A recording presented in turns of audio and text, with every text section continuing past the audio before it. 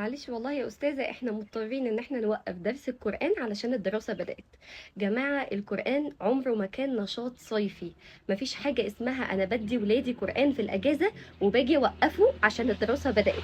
يعني القرآن عمره ما بيزاحم شيء إلا لما بيجعل في الشيء ده بركة. فبلاش ان احنا نوقف دروس القرآن بتاعتنا، سواء كنا بناخدها اونلاين، سواء كنا بناخدها مع حد بيجي لنا البيت، سواء كنا بنروح مسجد نحفظ فيه. ايا كانت الطريقه.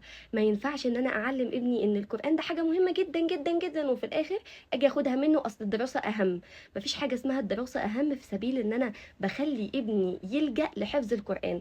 في حاجه مهمه قوي، للاسف في امهات كتير بتقلد تقليد اعمى، اللي هو فلان ابن جارتنا بياخد قران، انا كمان هو ابنها مش احسن من ابني، انا كمان اخلي ابني يروح ياخد قران.